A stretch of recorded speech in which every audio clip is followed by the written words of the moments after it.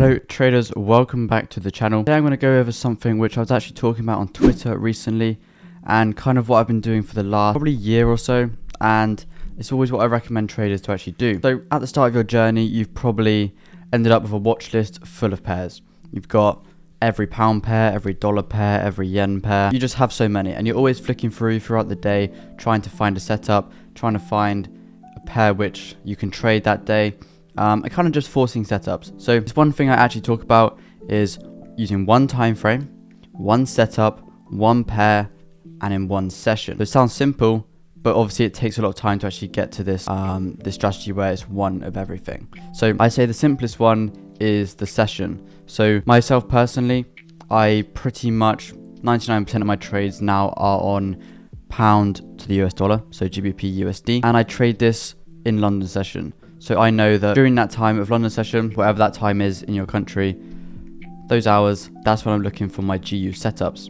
After that and before that, I'm not even looking for setups. Simple as that. There are obviously occasions where there might be news coming out and I want to trade the news, so I'll trade gold instead, or I'll trade US 30, or I might even trade GBP USD in the news, even if it's in New York session. But that is obviously different occasions, and if you haven't tested that, don't do that. But because I have, set plans, set rules, that's how I can do that. But to test your session, you're going to want to pretty much backtest in each session. There are session indicator tools on TradingView. So when you're doing your replay mode backtesting, kind of have a different spreadsheet for London session, New York session, sometimes even Asian session, depending on where you are living in the world. Myself personally, wouldn't really be the best to trade because it is at night time and I don't really want to be staying up all night trying to trade. You'll be tired and you probably just won't perform as well as if it is maybe early morning, not really early morning, but in the morning to lunchtime, or even lunchtime to evening time for New York session. So when you're picking a pair, you kind of want to base this off the session. So you can do any of these steps the other way around. I'd probably say pair is the most important one to start with, because that kind of determines what time frame you use, what session you're using, and also the setup, because certain pairs do move slightly different. So when I used to trade gold solely, I was trading it in New York session, and the way I found out which session to use was obviously from the testing. So I picked gold, I backtested gold. What happens in London session with gold? What happens in New York session with gold? And then just trade based off that. Simple. But when you're picking the pair, you kind of want to think, okay, am I a person that holds trades for a longer period of time? So you kind of don't really want a crazy volatile pair. Let's say you're a trader that doesn't really want to be in trades for very long, maybe minutes to hours, then you could go with a more volatile pair, because it will give you the amount of pips you actually need in that time period to actually make the profits. Let's say you're trading a minor pair that moves probably like 30 pips a day, 40 pips a day max. It's going to be a bit trickier to make the same profit as if you are trading, let's say, gold that moves sometimes even 500, 400 pips in a session, or even in a day from London to New York, from when I personally look at the charts. You kind of want to take this into account. And myself personally, when I was trading gold, it was very volatile. A lot of the times, price would just trend and I just wouldn't get in the trade. So I wouldn't get in any trades because price just went and wasn't really pulling back anymore. And it's fine in certain market conditions, but then I wanted a pair that was tradable in all market conditions. And that's where I found GU. So I was always looking at GU alongside, not really trading it, but just analyzing, marking up, backtesting alongside when I was trading gold. And I just saw it performing better. My win rate was higher, my average risk to reward was higher, because on gold, because of volatility, I was having to make my stops a bit larger, and then obviously that reduces the risk to reward as a result from that. But when I found GU, this was when I was like, okay, this is perfect. And then I moved on to setup, and obviously this comes into the time frame bit, but if you have one setup on one time frame, it makes your trading very simple, because let's say I go on the charts now and I'm looking for a trade.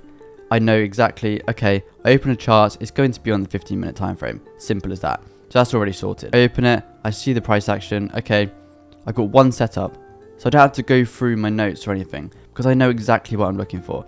I've backtested, I think, 2 or 3 years of this strategy in London session on GU. There are obviously many different ways you can backtest. There's MT4 softwares, you can do it on TradingView. There's another one that came out recently, I can't remember what it's called. But because I know exactly what I'm looking for and exactly the same time frame, you have less errors in your trading too. So you don't make mistakes as much. Obviously you can still make mistakes, but you know exactly, okay, if I don't see this, I'm not going to trade. if I don't see GU set up with blah blah blah on this time frame in this session, I'm not trading. Simple as that. But let's say, for example, you're a trader and you're trading gold and you have 3 different setups and you trade with 5 different time frames. You do top-down analysis. You're going to go on the charts. You're going to have to go daily, 4 hour, 30 minute, 15 minute, 5 minute, something like that. And I just think, firstly, you can make a lot of errors. If you see one thing on one time frame, one thing on another time frame, and they kind of don't go together, but then, or let's say you even skip a time frame by accident and you forget to do your analysis on the 4 hour, your whole trade could then be invalid. Whereas if you're just on one time frame, you know exactly what you're looking for. You've seen it 1,000 times before. You know what you're looking for. If you've got 3 setups, you can be like, oh, I kind of see this one. Actually, I see this setup here, so I'm going to take this trade. If you've got 3 pairs, you're going to, firstly, it's going to take you ages to analyze. And also, you're going to make mistakes. Simple as that. I would personally say the simpler your trading strategy is, the better the results are going to be. Obviously, it needs to be profitable. You need to have tested it. But if there's only a few things you need to look for, simple. If there's only a set risk reward to use, perfect. Very, very simple. If there's only one session, simple. You know when you're looking at the charts. You know when you don't need to look at the charts.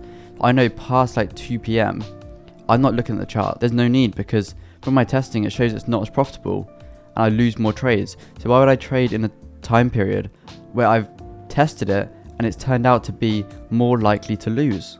That doesn't make sense. Why would I do that? So my advice to you guys, go on the charts, look at your previous results.